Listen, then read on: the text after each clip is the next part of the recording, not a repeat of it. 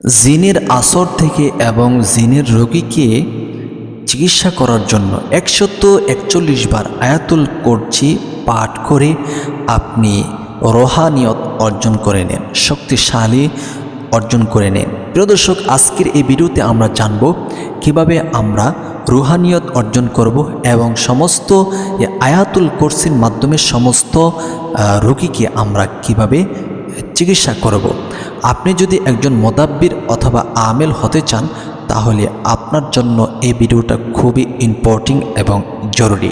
আজকের এই ভিডিওতে যা যা উপস্থাপন করব এবং আলোচনা করব সেই বিষয়গুলো যদি ধৈর্যের সাথে শুনতে পারেন এবং সেই মতো আমল করতে পারেন তাহলে আপনি একজন বিশেষজ্ঞ কোরআনী চিকিৎসক হিসাবে বিবেচিত হতে পারেন। সময় তো শুধু, তাহলে আসুন আমরা জেনে নেই এই আমলটি কিভাবে করতে হবে। সর্বপ্রথমই যে বিষয়টা আমাদের জানতে হবে, এই আমলটি করতে হবে আরবি মাসের যে কোনো আরবি মাসের প্রথম জুমার রাত্রে, যে কোনো আরবি মাসের প্রথম জুমার রাত্রে এশারের নামাজের পর আপনি সে আমলটি করতে হবে। মাস্ট বি, আপনার এশারের নামাজ আদায় করতেই হবে। আর যখনই এই আমলটি করবেন, ঠিক যে সময় প্রথম দিন আমলটি করতে বসবেন, আপনি অন্য দিনও ঠিক একই টাইমে, একই সময়ে, একই স্থানে আমলটি করতে হবে। আজকে রাত 8টায় করলেন, অন্যদিন 9টায় করলেন, অন্যদিন 7টায় করলেন, এরকম যেন না হয়। যেদিন করবেন ঠিক আপনি যে টাইমে করতেছেন প্রথম দিন, এই নিয়মে আপনি সবসময় আমলটি করতে হবে। তাহলে সম্মানিত সুধী, আসুন আমরা এক এক করে জেনে নিই আমলটি কিভাবে করতে হবে। এই আমলটি করার জন্য আপনি প্রথমেই পবিত্রতা হাসিল করে নেবেন। আপনি পবিত্রতা অর্জন করে নেবেন এবং যে রুমে আপনি আমলটি করবেন ওই রুমটাও সুন্দরভাবে সাজিয়ে গুছিয়ে নেবেন এবং ওই রুমে যেন কোনো অপবিত্রতার কোনো চিহ্ন না থাকে, দুর্গন্ধ না থাকে, সেজন্য আপনি আতর গোলাপ ছিটিয়ে দিবেন, রুম স্প্রে করে নেবেন এবং আপনি পরিষ্কার পরিচ্ছন্নতা জামা পরিধান করবেন। সেখানে আপনি দামি দামি আতর লাগিয়ে খুশবু ছড়াবেন ওই রুমটাতে। যখন আমল করবেন তখন যেন কোনো মানুষ আপনার রুমে প্রবেশ করতে না পারে এবং কেউ যেন না থাকে অথবা কেউ যেন আপনাকে ডাকাডাকি না করে। কারণ এই একটি রুহানিয়ত শক্তি যদি অর্জন করতে চান তাহলে অবশ্যই আপনার একটু না একটু কষ্ট করতেই হবে, একটু সাধনা করতে হবে। এটা আসলে একটা সাধনার একটি আমল। এই একটি সাধনা যদি আপনি করে নিতে পারেন তাহলে এর মাধ্যমে কিয়ামত পর্যন্ত আপনি অনেক অনেক উপকার করতে পারবেন মানুষকে।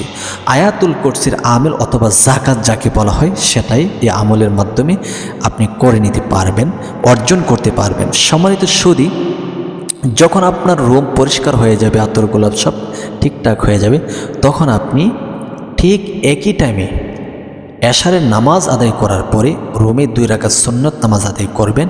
তারপরে আপনি সে আমলটি করতে বসবেন।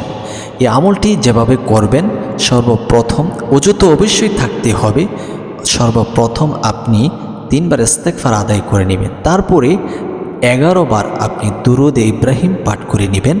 আমি সেই দুরূদটি এখানে দিয়ে দিচ্ছি যাতে করে আপনারা শিখেও আমলটি করতে পারেন। অনেকে আছেন দুরূদে ইব্রাহিম পারেন না। এই আমলটার জন্য মাস্ট বি আপনার দুরূদে ইব্রাহিম পড়তেই হবে, পড়া লাগবে।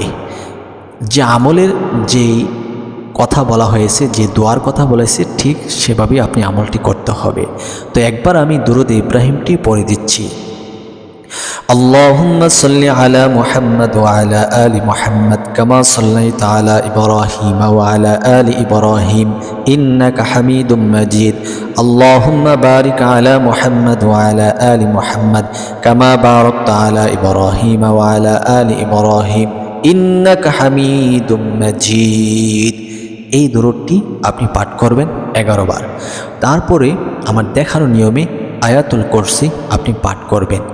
আর আয়াতুল কুরসি যেহেতু 141 বার পাঠ করতে হবে, সেহেতু আপনি একটি তাসবির দানা অথবা ডিজিটাল যে মেশিন আছে হিসাব করার, এমন একটি মেশিন নিয়ে নেবেন যাতে করে একবার কমও হয় না হয়, একবার বেশিও না হয়।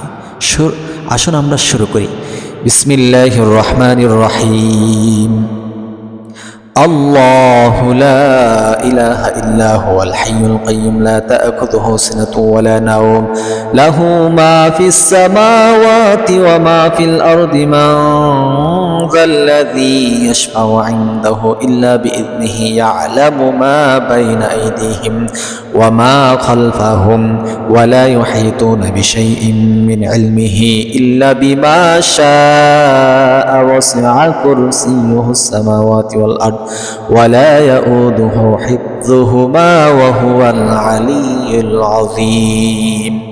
এই পর্যন্ত আয়াতুল কুরসি আপনি পাঠ করবেন।